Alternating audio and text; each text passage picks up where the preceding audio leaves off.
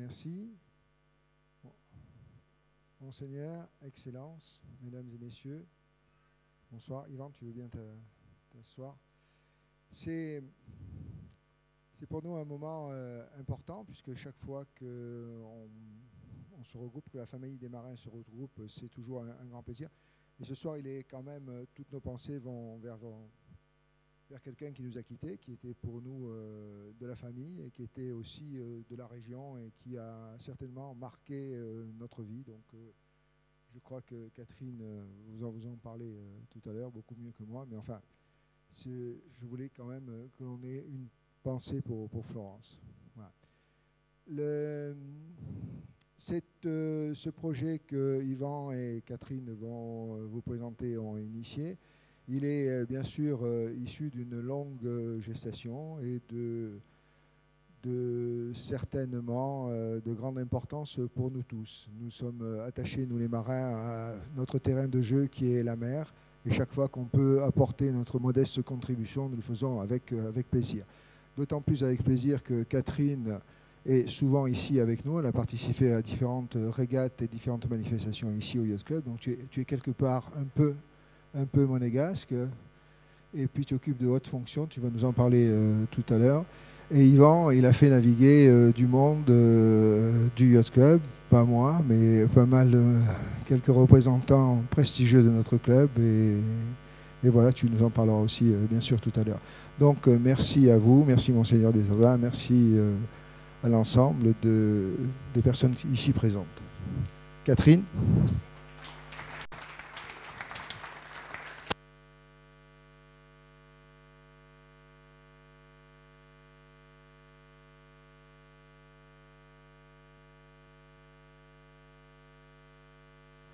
À deux. Monseigneur, Excellences, Mesdames et Messieurs et chers amis, je voudrais vous remercier, Monseigneur, parce que pour le soutien et l'accueil que vous nous réservez, vous avez réservé ici avec toute l'équipe du Yacht Club de Monaco, ce superbe Yacht Club que je découvre pour la première fois, qui est absolument magnifique, et toute l'équipe de la Fondation Prince Albert II qui nous a vraiment aidé à organiser cette conférence de lancement du Tour de France des solutions pour le climat. Je voudrais remercier aussi les partenaires du Tour de France des solutions pour le climat, à commencer par le directeur, je le cherche, le directeur général de Cofeli Service qui est là parmi nous. La directrice du Conservatoire du Littoral aussi, qui est avec nous, Odile Gauthier, la directrice du développement durable de CCI France, et puis aussi nos deux parrains qui ne sont pas là. Ce Tour de France des solutions pour le climat est parrainé par Jean Jouzel, climatologue, par Françoise Gaille, une grande dame des océans, océanographe, biologiste, une spécialiste des grands fonds marins que vous connaissez certainement très bien ici à Monaco. Je voudrais également, si vous le voulez bien, remercier toute l'équipe de l'association que je préside, Innovation Bleue, qui m'a aidé à organiser cet événement et ce Tour de France, et à commencer par Jean-Renan Le Pen, qui est le coordinateur de ce Tour de France. Alors, comme vous le savez, la France accueille à la fin de l'année les négociations climatiques. Le défi de limiter le réchauffement climatique à 2 degrés est à la fois absolument nécessaire, mais il est également très ambitieux. Il suppose la mobilisation de tous. Et moi, je suis engagée depuis plus de 10 ans, depuis la fin de mes années course au large, dans la préservation de la mer et du littoral, et plus largement dans la promotion d'un développement durable des activités humaines. Et je suis convaincue que ce défi passe bien sûr par la réduction des émissions de gaz à effet de serre, mais également par la nécessité de la promotion d'un développement durable des activités humaines. Je suis convaincue que ça passe par la réduction des émissions de gaz à effet de serre, mais aussi par la mobilisation des territoires et des entreprises, parce que les territoires qui sont les premiers impactés et qui sont les premiers concernés, qui vont connaître des enjeux formidables ces prochaines années, ce sont les territoires du littoral. Alors, ce n'est pas uniquement parce que je suis navigatrice que je vais m'intéresser aux territoires littoraux, mais aussi parce vous savez, on dit qu'en 2050, 80% de la population habitera sur cette frange littorale. Et donc les enjeux à la fois économiques, démographiques et aussi des conséquences liées au réchauffement climatique sont absolument considérables. Alors, au cours de cette conférence, nous chercherons à mieux comprendre ces enjeux climatiques et les enjeux océan et climat avec un chercheur, Laurent Bopp, ici présent. Puis j'évoquerai rapidement les actions que nous mettons en œuvre avec l'association Innovation Bleue. Jean-Pierre Monéger nous expliquera comment et pourquoi Cofeli a décidé de soutenir notre initiative. Il nous parlera également de l'engagement de l'entreprise dans le prix Énergie citoyenne, un prix dont je suis marraine depuis plusieurs années. Son Excellence Bernard Fautrier nous parlera des engagements de la Principauté et des actions aussi menées par la Fondation Albert II. Je n'ai pas salué, mais je salue aussi le représentant de l'Institut océanographique Fondation Albert Ier, qui était également ici parmi nous. Alors nous conclurons par un moment solennel, au cours duquel je remettrai le premier pavillon Océan et climat au Prince. Et je vous expliquerai cette armada pour le climat que nous lançons aussi ce soir. Je voudrais aussi vous dire, comme l'a dit Bernard, que j'ai une pensée ce soir pour Florence et que j'ai envie de dédier cette conférence à sa mémoire. Florence était une passionnée de mer. Elle aimait la nature vraiment beaucoup, passionnément. Et elle aurait vraiment partagé notre engagement. Et je salue la présence ici de Jean-Yves Lebert, qui est le monsieur qui, en ce moment, qui était en train d'organiser avec elle cette odyssée pour les femmes, hein, cette odyssée des femmes, une course autour de la Méditerranée. Et monsieur Lebert m'expliquait tout à l'heure que Florence, qui était ambassadrice de l'UNESCO, ambassadrice pour l'eau, pour l'environnement et pour l'eau en particulier, avait véritablement décidé de s'engager dans les prochaines années sur ces questions de préservation de la mer, du littoral, etc. Et voilà, j'étais, comme sans doute certains d'entre vous, lundi à la cérémonie, une belle cérémonie, et voilà, j'ai une pensée pour elle. Et c'était un grand marin, Florence, et voilà. C'est avec elle qu'on va vivre cette cérémonie. Je voudrais également vous dire mon émotion ici pour lancer ce tour, parce que le sujet des solutions, c'est vraiment celui des éco-innovations. C'est un sujet que je tente de porter, que j'essaie de porter maintenant depuis une quinzaine d'années, que j'ai arrêté la course au large. Mon engagement vient avant tout de ce que j'ai pu observer sur les océans.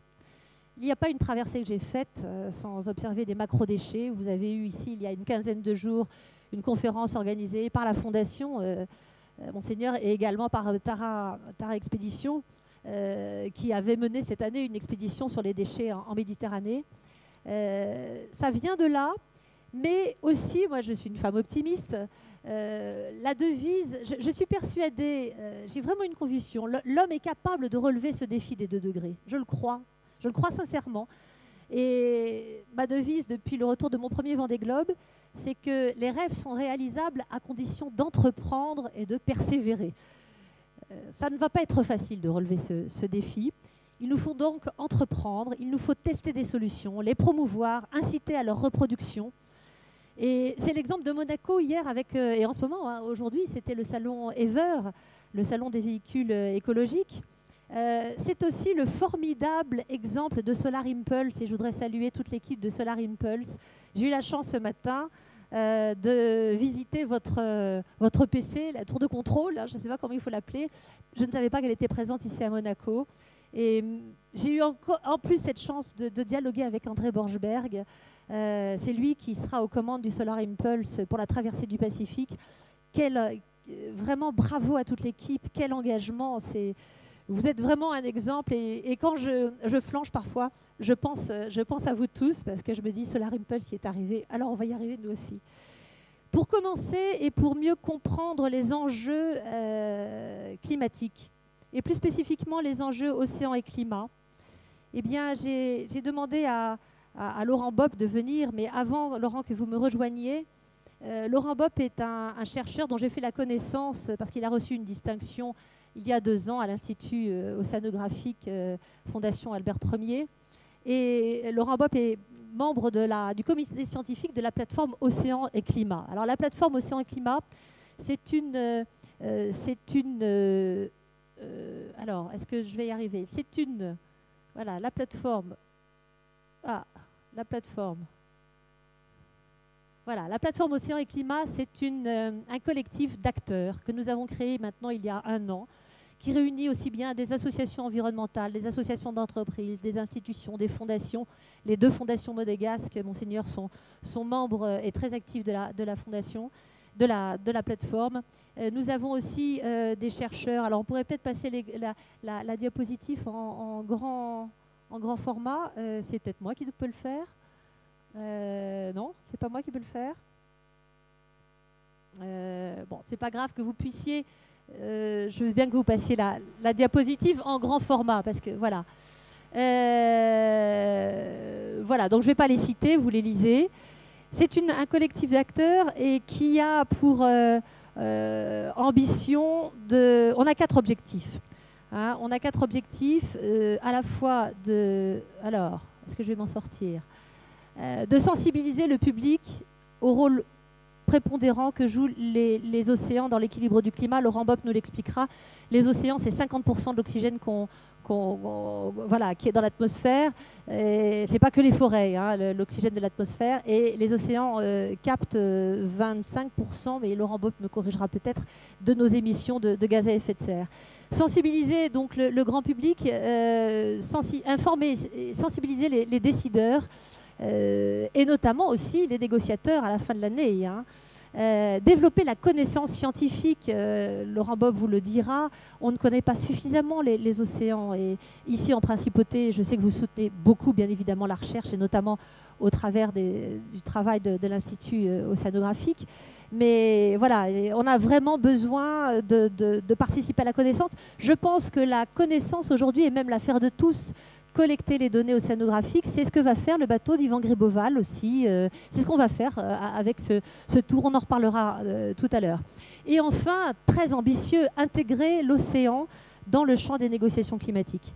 Alors Laurent Bopp, vous êtes biologiste au CNRS, membre de l'Institut Pierre-Simon Laplace, et nous nous sommes donc connus à Monaco quand vous avez reçu cette distinction.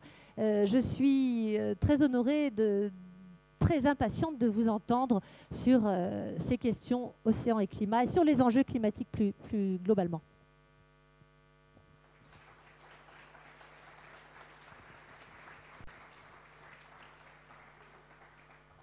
Monseigneur, Excellences, Mesdames, Messieurs, c'est un grand honneur d'être ici aujourd'hui. Merci Catherine pour cette invitation.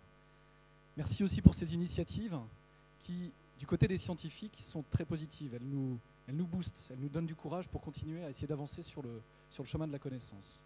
Ce que je vais essayer de faire aujourd'hui en quelques minutes, c'est essayer de vous montrer les bases scientifiques du changement climatique et du rôle de l'océan dans le changement climatique. Alors, voilà. Donc, ça fait presque 20 ans en fait, que je travaille sur le changement climatique, et cette année est une année vraiment spéciale. Vraiment spéciale à cause des négociations climatiques qui vont s'ouvrir à Paris en décembre prochain. Vraiment spéciale aussi à cause de ce qui s'est passé ces derniers mois ou l'année 2014. Vous avez ici, sur ce premier transparent, des données qui vous montrent que le CO2 continue à augmenter fortement dans l'atmosphère. Et pour la première fois en 2014, on a des données depuis la fin des années 50 à Mauna Loa, sur l'archipel d'Hawaï. Et pour la première fois en 2014, cette concentration de CO2 a dépassé 400 parties par million, alors qu'on était à 315 à la fin des années 50. Donc c'est une barre symbolique, mais c'est une concentration que l'atmosphère ne connaissait pas et que l'atmosphère n'a pas connue depuis des millions d'années. Donc on a un événement important d'un point de vue scientifique côté CO2. Ensuite, deuxième événement de l'année 2014, alors événement malheureux finalement, c'est ce record de température. Depuis qu'on a des données de température et qu'on est capable de reconstruire la température de la Terre, on est capable de le faire sur les 130 dernières années. Et depuis qu'on est capable de faire ça, en comparant 2014 avec toutes ces 134 années, on a été capable de montrer que 2014 était l'année la plus chaude jamais enregistrée. Alors c'est une année, ça arrive après 2010, 2005, 98, qui toutes étaient des années déjà très chaudes, et 2014 est l'année la plus chaude jamais enregistrée. On a une température qui est quasiment 1 degré plus chaude que la moyenne sur 1950-1980. Donc d'un point de vue scientifique, c'est une année particulière, un CO2 record, une année spécialement chaude. Et d'un point de vue de la communauté scientifique, la fin 2014, c'est aussi l'année pendant laquelle on a adopté le dernier rapport du GIEC. Donc le GIEC, c'est le groupement intergouvernemental sur l'évolution du climat ou sur le changement climatique. Donc c'est un processus très long et ce rapport a été adopté à l'ONU par le secrétaire général ici, Ban Ki-moon, et les différentes nations représentées en novembre 2014. Et donc on a un an entre l'adoption de ce rapport et les négociations climatiques en 2015. Et donc c'est pour ça que c'est une année vraiment importante. Alors je reviens sur quelques points. Certains vous connaissez tous, et d'autres pour vous montrer que l'océan est un acteur majeur du système climatique. Alors, je vais vous montrer l'action de l'homme, son impact sur le dérèglement climatique. Je vais insister sur le rôle de l'océan dans le changement climatique et je vais essayer de vous montrer quels sont les impacts du changement climatique sur l'océan. En fait, c'est des impacts multiples, en surface, en profondeur, sur les côtes, la physique, la biologie. Je vais essayer très rapidement, en quelques minutes, de vous montrer quelques exemples. Alors, regardons simplement peut-être la courbe du haut, c'est cette température moyenne mondiale. C'est les changements de température moyenne mondiale depuis 1850. On démarre en 1850. On a à peu près 150 ans de données, c'est ce que je vous disais tout à l'heure. Et vous voyez ce réchauffement. La température augmente avec beaucoup de variabilité, mais elle augmente petit à petit et on se retrouve en 2014 avec l'année la plus chaude. Le climat, évidemment, ce n'est pas juste une année par rapport à d'autres années. Il faut essayer de moyenner sur plusieurs années pour essayer de comprendre comment le climat évolue. Et c'est ce qu'ont montré les scientifiques. Sur les 4 dernières décennies, chaque décennie a été plus chaude que la précédente. Et donc ça, c'est un vrai signe du réchauffement climatique. Alors, dans le dernier rapport du GIEC, on dit beaucoup plus de choses que simplement la température change. Les chercheurs s'intéressent à beaucoup d'autres quantités, beaucoup d'autres variables du système climatique. Donc voilà une des phrases du dernier rapport. Ce qu'on peut dire, c'est que l'atmosphère s'est réchauffée, l'océan s'est réchauffé, la quantité des neiges, la quantité de glace a diminué, le niveau des mers s'est élevé et les concentrations de gaz à effet de serre ont augmenté. Donc on a, si vous voulez, un tableau d'un monde qui est en train de changer à cause de l'augmentation des gaz à effet de serre. Ce que dit donc voilà, ça c'est l'augmentation des gaz à effet de serre et on voit que le CO2 en vert ici a augmenté fortement, c'est ce que je vous ai dit tout à l'heure, mais que d'autres composés, le méthane, le protoxyde d'azote, qui sont aussi libérés par l'action de l'homme, augmentent fortement dans l'atmosphère. Et ces composés dérèglent le système climatique. Alors, une des conclusions importantes du dernier rapport du GIEC, c'est ce lien entre l'augmentation des gaz à effet de serre et le changement climatique que j'ai illustré avec les températures. Et donc voilà la phrase du dernier rapport, c'est qu'il est extrêmement probable, donc ça veut dire plus de 99% de probabilité que l'influence humaine ait été la cause principale du réchauffement observé depuis le milieu du XXe siècle. Donc les scientifiques sont sûrs, le réchauffement observé depuis 50 ans, c'est l'augmentation des gaz à effet de serre. Il n'y a plus d'incertitude sur cette question-là. Il y a des incertitudes localement sur quelques événements. Est-ce qu'un événement précis, une inondation, cyclone, une tempête peut être lié directement ou pas au changement climatique? Là, il y a des questions scientifiques. Il y a encore beaucoup de choses à apprendre sur le lien entre le réchauffement global et l'augmentation des gaz à effet de serre. Il n'y a plus d'incertitude scientifique. Alors, quelques mots sur l'océan. Parce que là, on a parlé des températures de l'air, finalement, qui sont celles qui nous concernent au premier ordre, mais l'océan, c'est un acteur crucial dans le système climatique, pour 2 raisons principales. Parce que l'océan absorbe la quasi-totalité de la chaleur additionnelle qu'on a dans le système. C'est un énorme réservoir de chaleur. C'est en fait l'inertie du système climatique, l'océan. Donc la quantité, la quasi-totalité de la chaleur qui est en plus dans le système, elle rentre dans l'océan. Donc on a besoin de l'océan, on a besoin d'un océan qui continue à fonctionner comme il fonctionne aujourd'hui, avec une circulation océanique, un mélange, etc., pour qu'il continue à absorber la chaleur. Ça permet de limiter le réchauffement en surface. Et l'océan, comme l'a rappelé Catherine tout à l'heure, absorbe aussi une grande partie du carbone anthropique émis par l'homme, à peu près 25%. Et grâce à ces 2 actions, l'absorption de chaleur et l'absorption de carbone anthropique, finalement, l'océan limite l'amplitude du changement climatique. Donc un océan en bonne santé, c'est un changement climatique qui est moins fort que ce qu'il ne serait si le CO2 anthropique s'accumulait dans l'atmosphère et si la quantité d'énergie libérée par l'augmentation des gaz à effet de serre restait dans l'atmosphère. Voilà. Donc, voilà pourquoi l'océan est important. C'est ce que je raconte ici sur ces 2 transparents. Je vais les passer, c'est ce que je viens de vous dire, simplement à l'oral. Donc, l'océan nous rend un grand service en absorbant de la chaleur, en absorbant du carbone anthropique. La contrepartie de ce service rendu à l'humanité, c'est que l'océan se modifie à cause de cette chaleur qu'il absorbe et aussi à cause de ce carbone qu'il absorbe, et que ces modifications, elles ne sont pas sans conséquences sur l'ensemble des caractéristiques océaniques. Et donc c'est ce que je vais essayer de vous illustrer ici avec un ou deux transparents. Je vais vous montrer que le changement climatique modifie la physique, la circulation, modifie la chimie et modifie la biologie de l'océan, les écosystèmes. Et je vais vous montrer qu'en fonction des différents scénarios pour le XXIe siècle, 2 degrés, 4 degrés ou plus, des changements encore plus importants sont potentiellement attendus, d'où la nécessité d'agir et d'agir très vite. Alors, l'atmosphère se réchauffe, l'océan se réchauffe ici, vous l'avez ici, la surface des océans s'est réchauffée de 0,6 à 0,8 degrés depuis 1900, donc on a aussi des données de la température de l'eau, et on est capable aujourd'hui, avec le programme que vous mettez en place, mesurer des températures dans l'océan austral par exemple, Yvan, mais aussi grâce à des bouées qui sillonnent l'ensemble de la planète, on est capable de mesurer la surface de l'océan de façon assez précise et on est capable de documenter ce réchauffement de la surface de l'océan. Il s'est réchauffé en surface de quasiment 1 degré depuis une centaine d'années. Mais il y a beaucoup d'autres changements. Voilà un autre changement important, celui-là. Le niveau des mers augmente. Il a augmenté d'à peu près 20 cm depuis 1910. Et vous voyez que cette augmentation, elle est très régulière. Alors que la température de surface peut osciller en fonction de la météo, finalement, d'une année par rapport à l'autre. Le niveau des mers, lui, augmente de façon très régulière. Il intègre le fait que l'océan absorbe de la chaleur, l'eau est plus chaude, elle occupe plus de place, et le fait aussi que l'océan reçoive l'eau de fonte des calottes polaires, par exemple. Donc ça a augmenté de 20 cm déjà aujourd'hui. Une autre modification importante, qui a été beaucoup médiatisée, c'est le fait qu'à cause du réchauffement, les pôles sont fortement modifiés, en particulier le pôle Nord. On est capable aujourd'hui de démontrer que la banquise en Arctique a perdu en été quasiment la moitié de sa surface. Vous avez ici, elle a perdu de l'épaisseur et de la surface. Ici, on voit la surface, et vous avez une étendue classique de banquise en été en jaune ici, et puis vous avez la situation en 2012 où on a battu des records d'extension de la banquise en été. Donc des pôles, principalement au pôle Nord en Arctique, qui sont fortement modifiés par le changement climatique. Et le dernier point, ici, dont je voulais parler, c'est ce qu'on appelle l'acidification des océans, qui est maintenant bien connu, grâce aussi à tous les efforts qui ont été faits ici à Monaco pour mettre en avant cette grande problématique. Le fait que l'océan absorbe 1/4 du CO2 émis par l'homme n'est pas sans conséquence non plus. Le CO2, c'est un acide. Et donc l'océan s'acidifie en réponse à cette absorption de CO2. Et on l'a ici, alors on voit les petites courbes vertes ici que vous voyez à la fin. Le pH, donc c'est ce qui mesure l'acidité de l'océan, diminue. Donc on va vers un océan plus acide avec des répercussions potentiellement sur les organismes biologiques et les écosystèmes de façon assez générale. Donc vous voyez la physique, la température, la glace, le niveau des mers, la chimie, tout est en train de changer dans l'océan en réponse au changement climatique.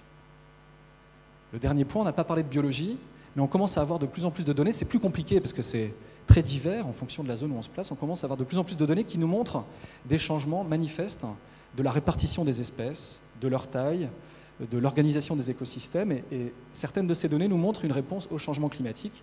Vous avez ici pour le golfe de Gascogne, la mer du Nord, une partie de la mer d'Iroise.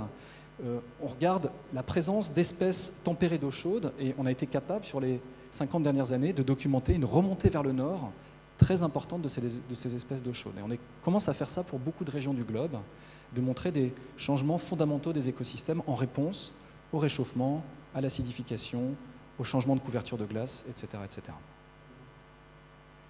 Je vais terminer avec peut-être 2 transparents pour vous montrer les scénarios.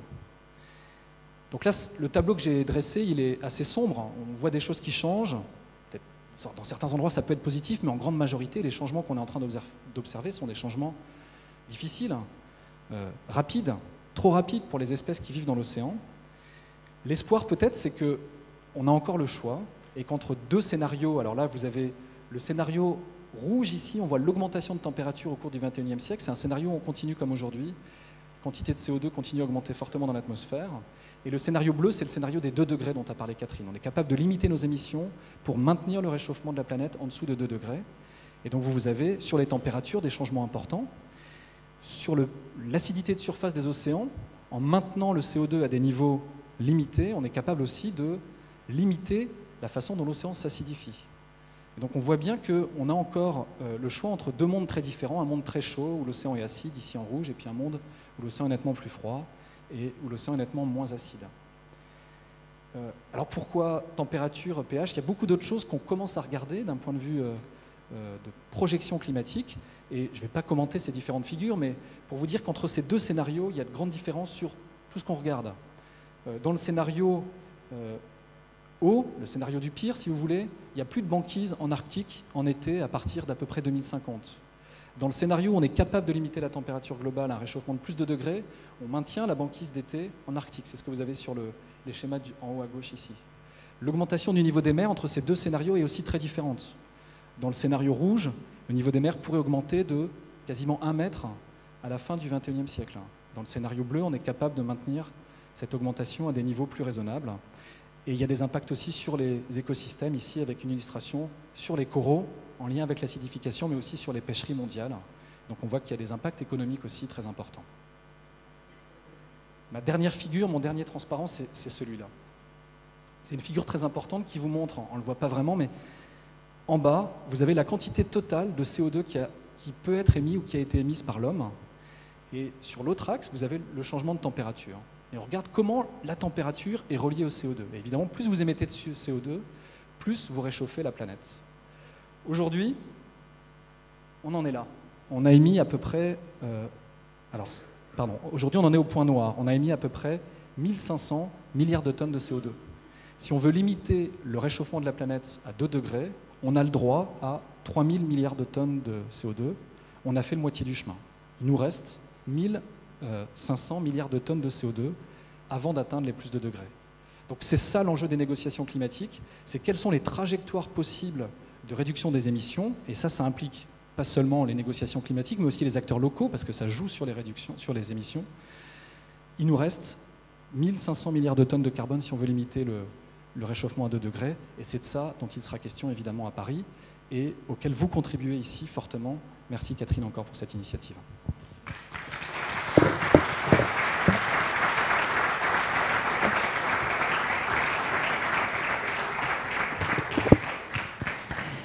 Merci Laurent.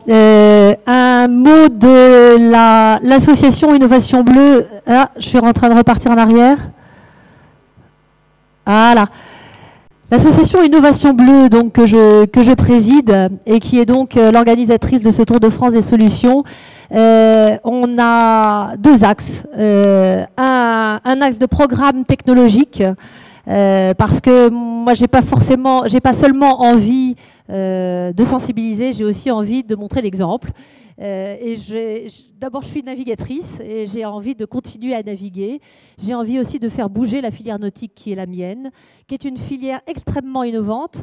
Et voilà. Et aujourd'hui, j'ai envie de travailler. Comme hier, j'ai essayé de faire un bateau le plus rapide possible. Et aujourd'hui, j'ai envie de travailler sur un bateau qui serait le moins impactant possible.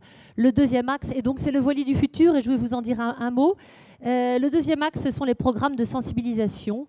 Et en 2015, nous avons, pour cette année, donc COP21, à la fois la plateforme Océan et Climat que l'association porte administrativement.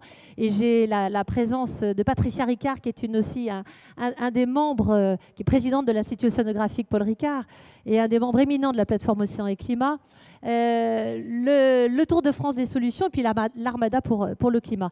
Alors un mot du voilier du futur, que nous avons lancé maintenant il y a 3 ans en répondant à l'appel à manifestation d'intérêt Navire du futur dans le cadre du programme d'investissement d'avenir.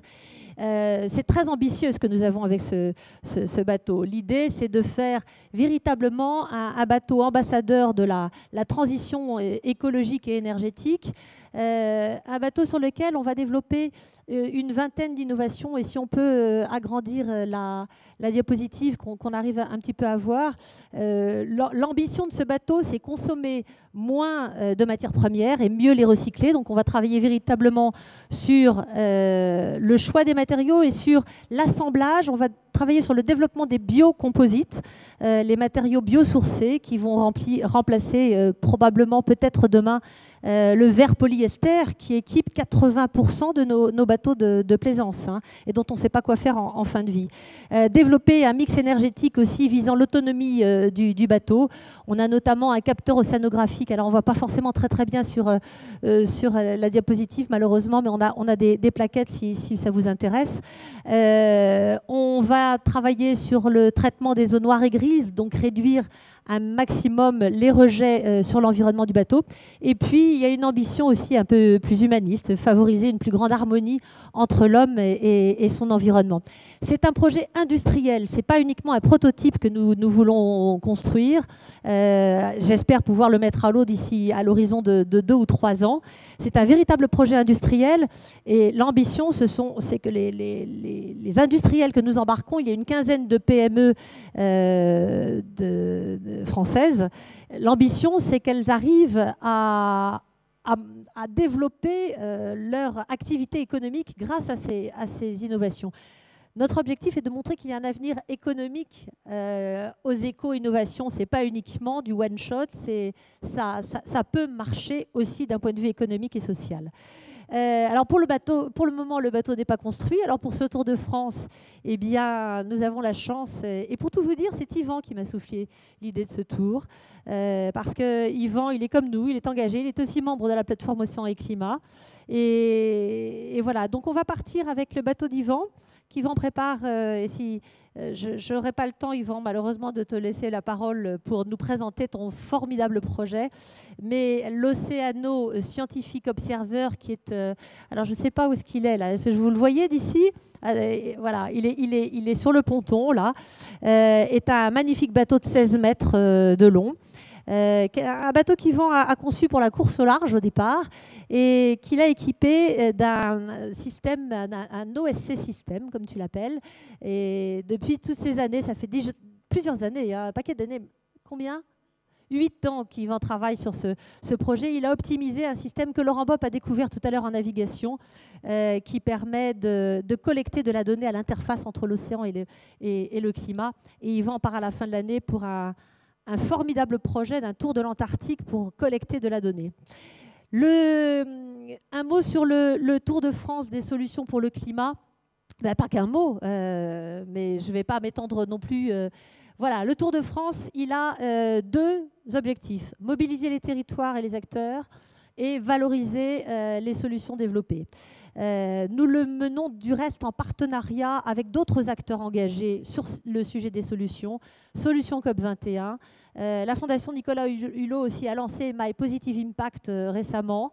Nous avons aussi des partenaires médias, Terre TV, Néoplanète, mais également France Info. Je suis membre du comité climat de France Info. Voilà, l'Ifremer aussi nous accompagne. Le Conservatoire du littoral, dont j'ai salué la présence de la directrice générale tout à l'heure. Ce Tour de France, nous ne pourrions pas le faire sans des partenaires.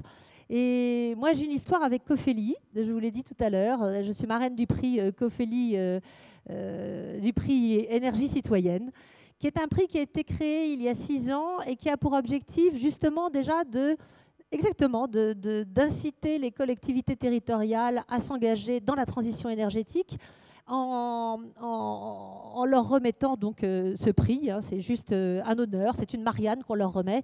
Et ce qui est très étonnant, c'est depuis la création de ce prix, de voir à quel point les collectivités territoriales s'engagent chaque année de plus en plus. Au départ, on était sur des actions ponctuelles.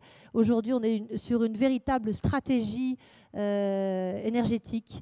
J'ai l'honneur et le plaisir d'inviter Jean-Pierre Monéger, qui est directeur de Cofeli Services et qui va nous parler de son soutien à notre initiative, mais également des engagements de son entreprise.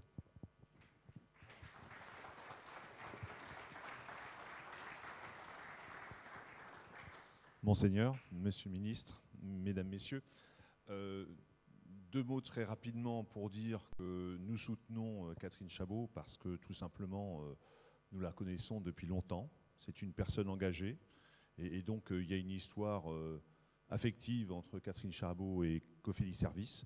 C'est effectivement les prix des énergies citoyennes qui nous ont fait nous rencontrer. Qu'est-ce qu'a fait Cofeli Services? Cofeli Services a voulu primer les territoires à énergie positive, toutes les initiatives locales sur l'efficacité énergétique. Et donc nous avons créé ce prix qui fonctionne depuis 6 ans et qui a un grand succès. et qui permet en fait de mettre en avant toutes les actions, parce que encore une fois, les discours c'est bien, mais les actions c'est beaucoup mieux. Donc on met en avant des actions et on essaie de les pousser. Alors évidemment, c'est cette histoire qui fait que bien naturellement, nous avons voulu soutenir Catherine Chabot dans son Tour de France de manière plus, je dirais, sérieuse. La vraie problématique, c'est que le Cofeli Service fait partie d'un grand groupe énergéticien qui s'appelle GDF Suez. Et évidemment, GDF Suez, c'est un groupe qui pollue de manière naturelle pour produire de l'énergie et donc qui a une responsabilité sur l'impact climatique. Et GDF Suez est évidemment une entreprise citoyenne qui est consciente de la problématique et donc qui s'engage sur cette problématique le plus possible et le plus souvent possible. Alors, c'est cet engagement que Cofeli Service porte, puisque Cofeli Service est une filiale du groupe GDF Suez, dont le métier, par construction, est l'efficacité énergétique. Alors, qu'est-ce que nous faisons de manière claire? Cofeli Service, c'est à peu près 2,5 milliards de chiffre d'affaires. Ce qu'on fait, c'est qu'on construit des énergies renouvelables locales. Dans un monde où le pouvoir devient de plus en plus local, il nous semble intéressant de promouvoir les énergies renouvelables le plus localement possible. Le deuxième gros travail que nous faisons, c'est l'efficacité énergétique sur les équipements et les bâtiments, parce que là aussi, la meilleure des énergies est celle qu'on ne consomme pas. Donc nous travaillons beaucoup sur cette efficacité énergétique, nous y croyons beaucoup. Le troisième thème sur lequel nous travaillons, c'est la sobriété énergétique, car nous pensons que le comportement des utilisateurs, que ce soit les utilisateurs d'un territoire ou les utilisateurs d'un bâtiment, est extrêmement important. Nous chiffrons entre 10 et 15% d'économies possibles, rien qu'en travaillant sur le comportement des utilisateurs d'un bâtiment. Donc là aussi, nous développons des programmes de recherche, nous avons des actions pour justement sensibiliser de manière concrète les utilisateurs des bâtiments. Nous sommes conscients que le problème, il y a une réflexion collective qu'il faut soutenir. Nous pensons que tous, nous avons des actions à faire. Je pense que ce que fait Catherine Chabot, c'est très important. Nous travaillons ensemble, et je pense que sur la grande chaîne de l'humanité, il faut que nous travaillions tous sur les mêmes enjeux. Cet enjeu-là qui a été décrit est évidemment très important pour notre avenir. Donc nous sommes de tout cœur avec Catherine Chabot, et c'est avec beaucoup de plaisir que nous soutenons cette initiative formidable. Donc bravo Catherine. J'ai tendance à dire bon vent vers des solutions, parce qu'on a parlé de solutions, des solutions innovantes. Là aussi, je tiens à le dire, nous vivons un moment extrêmement important aujourd'hui où le monde se transforme très rapidement, se digitalise de plus en plus et devient de plus en plus intelligent grâce aux nouveaux outils, grâce à l'innovation. Donc ça, c'est le moment d'en profiter pour être plus intelligent et aller vers un comportement plus intelligent et donc plus durable. Et donc je souhaite bon vent à Catherine et à son bateau. Bravo, bravo pour cette initiative. Merci.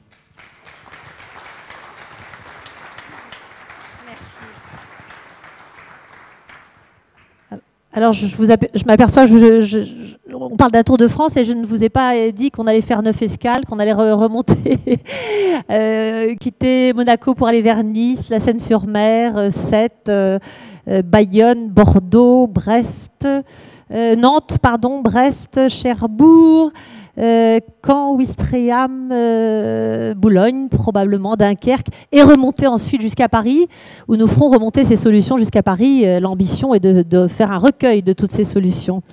L'engagement des territoires, c'est aussi celui de la principauté. J'invite maintenant son Excellence Bernard Fautrier, ministre plénipotentiaire et vice-président de la Fondation Prince Albert II, qui va nous parler à la fois de la mobilisation de la principauté en matière d'enjeux climatiques et aussi des actions de la Fondation Prince Albert II. Excellent. Merci Catherine. Monseigneur, chère Catherine, mesdames, messieurs, chers amis, je crois pouvoir me faire votre interprète, Monseigneur, pour dire combien votre fondation est heureuse de pouvoir être associée au lancement de ce Tour de France des solutions, qui sera une des pièces, parmi d'autres, mais une des pièces substantielles sans doute, d'une action qui doit monter en puissance dans les mois qui viennent pour convaincre les dirigeants politiques, les responsables politiques qui se réuniront à Paris à la fin de l'année, qu'il faut réellement et concrètement prendre des mesures et agir pour arriver à ce que, Laurent Bopp nous le rappelait tout à l'heure, nous maintenions l'évolution du climat dans la limite de ces 2 degrés au-delà duquel la machine et le pouvoir de décision et le futur de cette planète nous échapperaient. Alors, dans ce contexte, encore une fois, toutes les bonnes volontés sont nécessaires, toutes les actions, que ce soit celles de la société civile, que ce soit celles des territoires, sont utiles. Et effectivement, l'action qui est conduite à Monaco, Monseigneur, sous votre impulsion, en termes de climat, est originale et volontariste. Bien entendu, les émissions de la principauté ne pèsent pas de façon considérable dans le bilan total des émissions de gaz à effet de serre, mais encore une fois, il faut que chacun participe à un effort en mettant en œuvre, si possible, des mesures concrètes et des mesures qui soient efficaces. Donc, Monaco a adopté un plan énergie-climat. Si on peut me passer la diapo suivante, voilà. Un plan énergie-climat qui comporte essentiellement 2 enjeux pour nous. Un enjeu de sécurisation, parce que c'est la conséquence de notre situation géographique, mais également, et je dirais surtout, un enjeu de lutte contre l'évolution du climat. Nous nous sommes fixés 4 objectifs à l'horizon 2020. D'abord de stabiliser la pointe électrique par rapport à 2006. Ensuite, d'avoir une réduction de 20% de la consommation unitaire d'énergie dans les bâtiments par rapport à 2007. D'accroître notre part d'utilisation d'énergie renouvelable à un niveau de 20%. Et puis enfin, et c'est ce qui nous rejoint dans le problème de la limitation des émissions anthropiques, à réduire de 30% les émissions de gaz à effet de serre d'ici à 2020. Alors, on peut voir, parce que c'est intéressant par référence à ce que disait Laurent Bopp, bon, ce camembert est un peu compliqué, mais on va essayer de le simplifier, c'est la répartition de ce que sont nos émissions de gaz à effet de serre à Monaco. Alors je ne parlerai pas des petites choses marginales, ça c'est les distinctions qui sont faites pour être conformes aux normes internationales. Je dirais simplement qu'en gros, qu'est-ce qui génère des émissions de gaz à effet de serre à Monaco? Ben, il y a 3 paquets principaux. Il y a, et qui sont bien entendu des causes anthropiques incontestables. Il y a d'abord les transports, ça fait un peu moins de 29%. Il y a ensuite tout ce qui est lié à l'élimination et l'incinération de nos déchets, ça fait un peu moins de 30%. Et puis il y a tout ce qui est les utilisations de combustibles fossiles. Et vous voyez que si l'on ajoute ce que nous consommons comme gaz naturel et ce que nous consommons comme fuel domestique, on arrive aussi à peu près à 29 ou 30%. Donc c'est les 3 grands postes des émissions, et c'est sur cela qu'il faut bien entendu essayer d'agir. D'agir tout d'abord, alors, et reprenant ce que vous disiez, monsieur, en évitant de consommer quand on peut l'éviter, et donc en améliorant l'efficacité énergétique et les performances énergétiques des bâtiments. On s'est donc engagé dans une politique de passation de marché de performance énergétique sur les bâtiments. On a déjà passé une première série de marchés qui portent sur 5 bâtiments publics anciens, parce que bien entendu, les bâtiments modernes, par définition, on en fait des bâtiments qui, dès la conception, sont de haute qualité environnementale. Ces 5 bâtiments, bien, ils consommaient quand même au départ quelque chose qui était substantiel, 8 gigawattheures, avec une facture qui était de plus d'un demi-million d'euros en 2011. Et donc l'objectif, qui est un objectif volontariste, mais qui semble très rapidement pouvoir être atteint, c'est de garantir pratiquement 27% d'économie d'énergie sur la facture énergétique. Donc c'est des économies substantielles. Réduire les émissions de gaz à effet de serre de plus d'un tiers, 35%, et puis d'avoir un marché qui soit un marché intéressant, puisque finalement on finance les investissements qui sont faits par les économies que l'on réalise. Alors un petit exemple, voilà, auquel dont vous êtes fier, Monseigneur. C'est ce qu'on a fait de démonstratif en ce qui concerne le bâtiment qui abrite les locaux de la Fondation, où on est parti d'une vieille villa à belle époque, merveilleuse, mais qui n'était pas spécialement éco-efficace, et où en 2006 on consommait quelque chose comme 84 kWh par mètre carré et par an. Et l'an dernier, nous sommes arrivés à 39 kWh par mètre carré et par an, c'est-à-dire qu'on a réduit de plus de moitié, de 54%, avec des investissements qui sont des investissements relativement modestes, puisqu'au total, ils sont inférieurs sur ces années, c'est-à-dire sur maintenant 9 ans, ils sont inférieurs à 100 000 €. Et ils ont inclus, bien entendu, la mise en place d'un appoint électrosolaire avec la mise en place d'une 60aine de mètres carrés de panneaux photovoltaïques. Alors pour revenir au lien de l'océan ou de la mer avec le climat, je voulais vous dire un mot aussi de ce que l'on peut faire en termes d'utilisation de l'espace maritime. C'est quelque chose qui est largement ignoré, mais qui est, j'allais dire, une tradition de Monaco, puisque les premières installations ont plus d'un demi-siècle maintenant. C'est l'utilisation systématique des pompes à chaleur à eau de mer, qui représentent pratiquement 20% aujourd'hui de nos besoins énergétiques. C'est quelque chose de tout à fait appréciable. Alors bien entendu, ça ne peut s'adresser qu'à des pays ou à des territoires qui sont littoraux, mais c'est quelque chose d'important. L'utilisation de ces pompes à chaleur RO. On a aujourd'hui pratiquement 64 exactement installations, mais on en a vu une ce matin, Monseigneur, qui est en cours de terminaison. Donc on en sera à 65 sans problème d'ici dans le courant de l'année. Et ça produit 20% de nos besoins, ce qui est absolument considérable.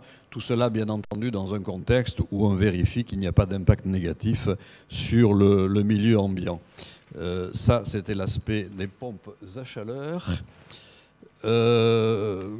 On a une autre efficacité en matière de valorisation des déchets. Vous avez vu que les déchets pèsent beaucoup dans notre bilan d'émissions de gaz à effet de serre. Leur traitement a au moins un avantage, c'est qu'il y a une valorisation énergétique de ces déchets et que cette valorisation énergétique des déchets nous permet de satisfaire à peu près à 5% de nos besoins énergétiques. Alors, on a vu qu'un des objectifs ou une nécessité, c'est de limiter la progression, voire même de réduire les émissions de gaz à effet de serre. Le petit graphe suivant nous donne une idée de là où on est vertueux et de là où on l'est moins. On a essayé depuis donc, on est à peu près à moins 15% de réduction des émissions depuis 1990, en tout cas aux chiffres arrêtés en 2012. On est positif, on a réduit les émissions provenant des transports, on a réduit considérablement les émissions provenant de combustibles fossiles, vous voyez que c'est le gros poste, et on va continuer dans ce sens dans la mesure où des décisions vont être prises pour carrément proscrire d'ici à 2020 l'utilisation du fioul domestique dans tout ce qui est les activités de chauffage des immeubles, et vraisemblablement peut-être en laissant un délai supplémentaire. L'échéance 2030 est envisagée peut-être proscrire aussi l'utilisation du gaz naturel qui, même s'il est plus vertueux que le fioul, puisqu'il réduit d'à peu près 30% les émissions, est quand même un combustible fossile qui émet beaucoup. Voilà. Ceci, c'est... alors, on a aussi d'autres actions dans le domaine de la mobilité, notamment pour développer la mobilité propre. Vous y faisiez allusion, Catherine, il y a ces jours-ci un événement qui est assez axé sur la mobilité propre. On est assez satisfait de la stratégie qui est menée dans ce domaine, puisqu'on a un parc de véhicules écologiques et essentiellement véhicules électriques qui est en croissance substantielle. On a passé le cap des 1000 véhicules écologiques, donc à peu près 60% sont des 100% électriques. Maintenant, il commence à y avoir des véhicules hybrides rechargeables. Mais ces véhicules électriques, ça nous donne, je crois, on peut en être fier, la plus forte densité de véhicules électriques, sans doute pour une communauté sur 2 km², la plus forte densité à travers le monde. Le véhicule électrique, bien entendu, il est surtout vertueux quand l'électricité qu'il consomme est une électricité peu carbonée, ce qui est le cas en France et donc en conséquence à Monaco. Mais en lui-même, de toute manière, il est vertueux, le véhicule électrique, parce que l'efficacité énergétique d'un moteur électrique est bien supérieure à celle d'un moteur à combustion interne. Et donc, s'il vous plaît, achetez tous des véhicules électriques, comme vous le faites, Monseigneur. De ce point de vue, donc, on est un État très engagé, voilà, et on a mis en place cette stratégie avec beaucoup de bornes de recharge pour ces véhicules électriques et puis un certain nombre d'incitations qu'on a données. On essaie aussi de développer des actions originales comme celle de mise en place de systèmes de libre service pour ces véhicules qui sont des véhicules électriques et de libre service en free floating, comme le disent les anglophones, c'est-à-dire qu'on peut prendre le véhicule où l'on veut et le rendre ou le laisser où l'on veut. C'est un partenariat intéressant qu'on a monté depuis 1 an avec une filiale d'un grand groupe français qui s'appelle Électricité de France, pour ne pas le nommer. Ça, ce sont les actions que Monaco, en tant que communauté, en tant qu'État, mène à l'intérieur de ses frontières. Maintenant, Monseigneur, avec votre fondation, vous avez décidé d'engager également un certain nombre d'actions. La Fondation n'a pas pour activité uniquement la lutte contre les changements climatiques, mais c'est un de ses 3 objectifs prioritaires, les 2 autres étant la préservation de la biodiversité et la gestion des ressources en eau et la lutte contre la désertification. La Fondation a 3 zones d'action géographique prioritaires. Bassin méditerranéen, bien entendu, il n'y a pas besoin de beaucoup expliquer pourquoi, il suffit de regarder dehors. Les régions polaires, pour des raisons qui sont tout à la fois des raisons historiques. L'action de votre aïeul dans ce domaine, en Arctique, et puis votre action personnelle en étant allé aussi bien au pôle Nord qu'au pôle Sud. Et puis aussi et surtout, et c'était rappelé par Laurent Bob tout à l'heure, le fait que les régions polaires sont un vrai précurseur des changements climatiques, qu'ils vivent ces changements en accéléré, et que donc, en s'intéressant aux régions polaires, on peut arriver à mieux discerner ce à quoi on peut s'attendre sous des latitudes moins élevées. Et puis enfin, une dernière zone qui est celle des pays les moins avancés. Là aussi, pourquoi ? Parce que les pays les moins avancés sont ceux qui souffrent et qui seront en première ligne, tout à la fois pour l'impact négatif des changements climatiques, mais aussi pour les pertes de biodiversité et bien entendu pour les problématiques liées à la pénurie d'eau.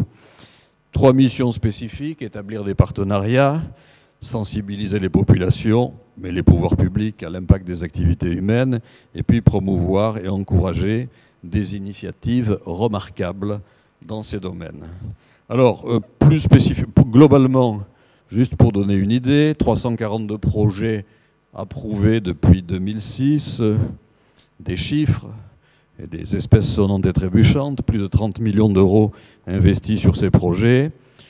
Une affirmation constante, c'est que tout ce qui est donné est affecté au financement des projets, puisque le fonctionnement de la Fondation est assuré, je dirais, par les revenus de la dotation de capital initiale et par des subventions d'équilibre, le cas échéant, venant du gouvernement de la Principauté. On a un camembert qui montre très simplement ce que sont les 8 programmes qui sont actuellement menés par la Fondation en matière donc de lien avec les océans, le développement des aires marines protégées, qui est une question de conservation importante, l'acidification des océans, vous en avez parlé tout à l'heure, qui est l'autre aspect ou l'autre conséquence des émissions anthropiques de gaz à effet de serre, à part celle du changement du climat en lui-même, la gestion intégrée et l'accès aux ressources en eau, le développement de l'efficacité énergétique, on revient à cette donnée fondamentale de la problématique climat, l'étude du changement climatique et de ses effets, la lutte contre la déforestation, qui dans une certaine mesure aussi est un facteur impactant le changement climatique, la conservation des espèces menacées et une meilleure connaissance de la biodiversité. Alors, dans ce domaine, eh bien, juste pour donner un petit détail sur les programmes, 2 exemples qui ne sont pas maritimes d'ailleurs, de programmes liés à l'action climat, celui de lutte contre la déforestation. Encore une fois, les forêts abritent énormément de biodiversité et elles sont responsables de pratiquement 20% par leur déforestation, par leur destruction des émissions de gaz à effet de serre. Et puis le développement de l'efficacité énergétique et des énergies renouvelables, là aussi, compte tenu du fait que l'efficacité énergétique porte aussi bien sur les transports que les bâtiments ou que l'industrie. La slide suivante, s'il vous plaît. Donc l'exemple, c'est Monaco s'engage contre la déforestation, qui est un programme qui a été lancé en 2010. On lutte contre la déforestation. On a une action en partenariat avec notamment le Monaco Yacht Show sur le pacte Wood Forever. On a incité un grand nombre d'entreprises de la Principauté à adopter une charte sur le bois par laquelle elles s'engagent à n'utiliser que de bois provenant de forêts gérées durablement. Et de ce point de vue, cette opération Ensemble contre la déforestation regroupe aussi bien des entreprises que des administrations publiques, et un projet de traçabilité des achats du bois par les services du gouvernement depuis maintenant plusieurs années. Next one. En efficacité énergétique, l'indication de cette action climat et énergie domestique en Afrique de l'Ouest et au Mali, par la promotion de foyers améliorés de combustibles. On est donc là tout à la fois dans un des pays les moins avancés et dans une technologie qui est une technologie simple, mais qui permet tout à la fois de lutter contre la déforestation et donc de mieux aider à une action en faveur du climat. Des événements que l'on fait dans cet esprit, ils avaient lieu d'ailleurs tout récemment, pas plus tard qu'hier, un forum qui se réunit annuellement sur l'efficacité énergétique avec des partenaires qui sont des entreprises, mais aussi des représentants de la société civile, voilà, pour promouvoir l'efficacité énergétique, engager un débat, soutenir et promouvoir les objectifs, encore une fois, liés à l'efficacité énergétique. Et puis, une dernière chose qui est un clin d'œil et qui montre qu'on peut trouver aussi des activités attractives, c'est l'action qui est menée. Monseigneur, et vous y avez joué un rôle important dans l'éclosion de cette activité sportive, qui est celle de la Formule I, qui voit donc depuis cette année se rencontrer et s'affronter des véhicules qui sont des véhicules zéro émission. Ce qui prouve que la voiture électrique peut ne pas être ennuyeuse et qu'elle peut être très, très performante. Et c'est un vecteur de promotion importante, encore une fois, de la marche vers une économie décarbonée, ce qui nous paraît essentiel. Et vous le savez sans doute toutes et tous, eh bien, nous aurons le mois prochain, au mois de mai, le premier Grand Prix de Formule E électrique à Monaco. Voilà ce que je voulais vous dire. Je voudrais simplement conclure en revenant à des notions plus globales et qui sont liées aux océans, pour dire qu'on a aussi l'opportunité de faire bouger les choses au niveau d'une meilleure connaissance globale de l'océan. Vous évoquiez tout à l'heure, Laurent Bopp, l'action du GIEC de ce point de vue. Le GIEC, qui est une référence incontestable et sur lequel doit se fonder toute l'action qui est nécessaire pour les politiques. Bon, il s'avère que le GIEC n'avait pas nécessairement porté jusqu'à un passé récent un intérêt démesuré à la situation des océans. Les choses se sont améliorées puisque dans le dernier rapport, un chapitre est consacré aux océans. Et on espère que les choses vont encore s'améliorer davantage puisque, à l'initiative de la Fondation, qui représentait Monaco à la dernière réunion du GIEC, a été engagé un processus qui conduirait à ce que le GIEC dédie un rapport spécifique dans la période entre deux rapports, donc cette période quinquennale entre deux rapports, qui serait entièrement consacrée aux océans, justement pour avoir une connaissance plus exhaustive, plus profonde de ce qu'est leur situation, de ce que peut être leur devenir et de ce que peuvent être les actions qui permettent, comme vous le disiez au début, de garder des océans en pleine et bonne santé. Et encore une fois, l'action que vous menez à travers votre Tour de France des solutions va nous permettre d'aider à arriver à cette conclusion, je le souhaite. Je vous remercie.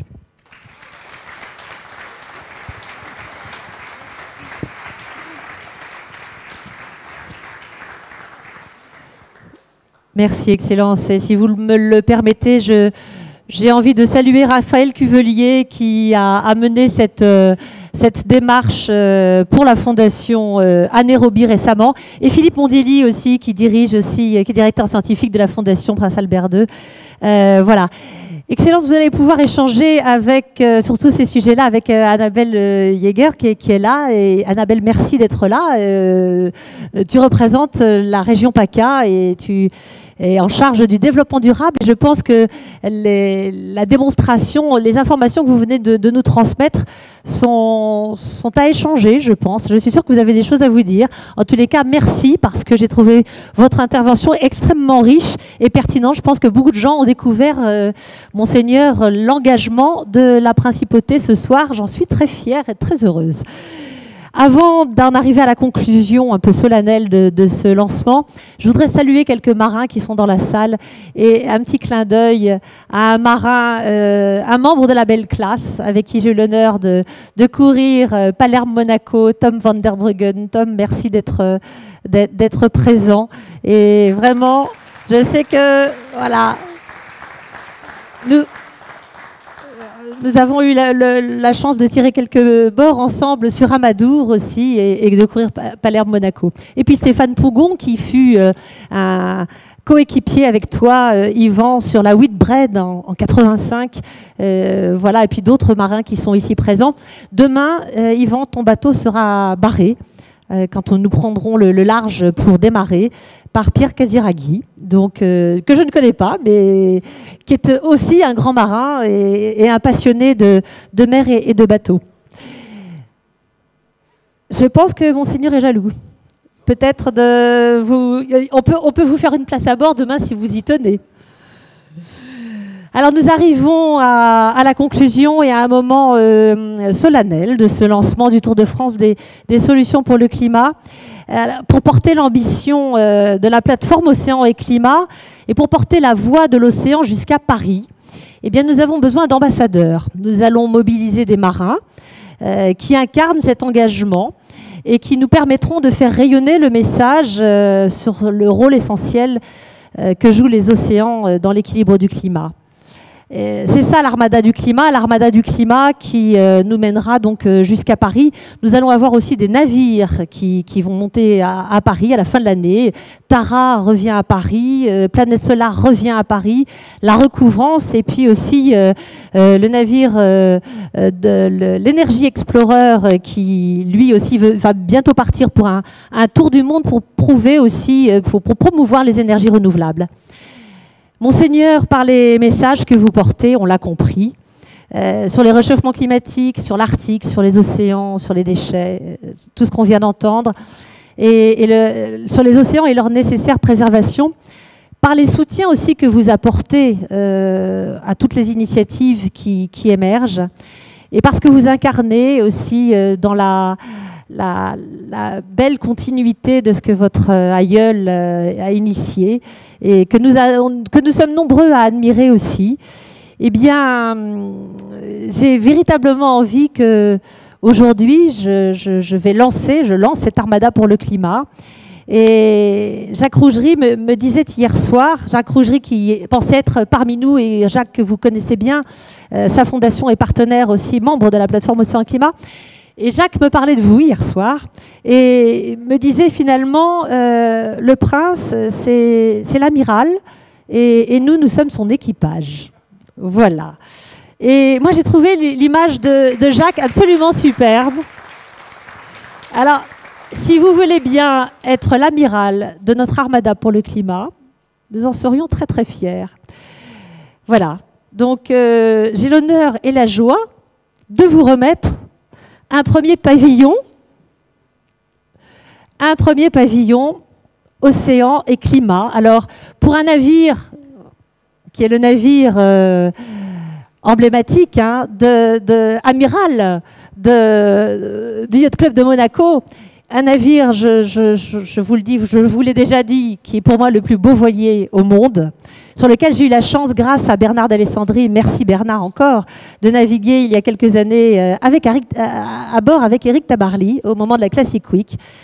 Eh bien, Monseigneur, je vous remets ce pavillon, je vous laisse le dérouler. Alors, il n'est pas très grand, on n'a pas voulu surcharger. Alors, il faut le regarder dans l'autre sens.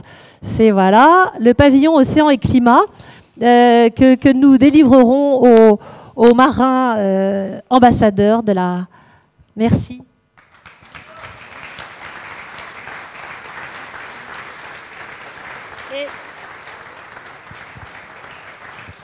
Et ça n'est pas terminé. ça n'est pas terminé. L'Armada pour le climat, nous avons rédigé une charte d'engagement. Et tout au long de notre tour, les marins qui s'engageront à nos côtés signeront cette charte que nous ramènerons à Paris. Et si vous en étiez d'accord, nous serions très honorés que vous en soyez le premier signataire. Alors vous signez où vous voulez. Voilà. Vous avez toute la surface.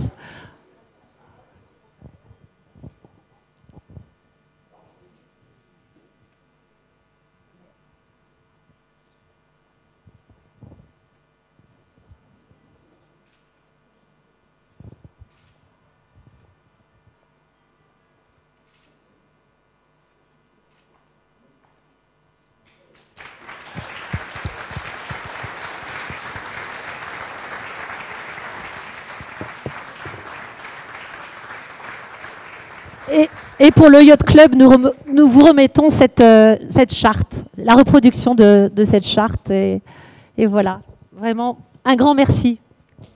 Amiral.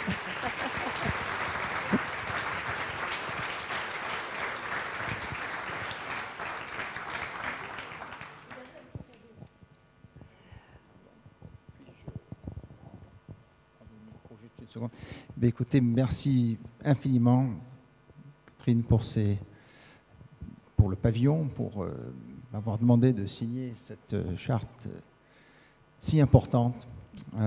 Et bravo pour toutes ces actions que vous entreprenez. Et puisque ce tour commence ici à Monaco, eh bien, il paraissait normal, ici au Yacht Club, que nous vous offrions une petite plaque qui voyagera aussi et qui aidera à porter la bonne parole et à recueillir toutes les solutions dont nous avons besoin pour l'avenir de notre planète. Merci beaucoup.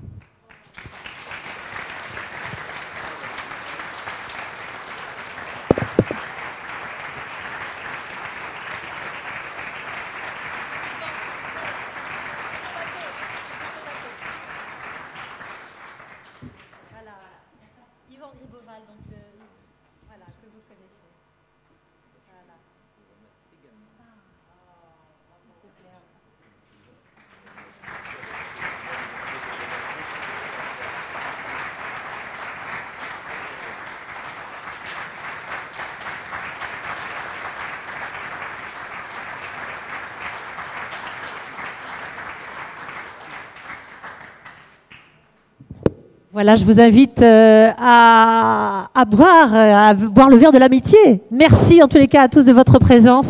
Et vous nous rejoignez sur le site tourdefrancepourleclimat.com. Merci à vous.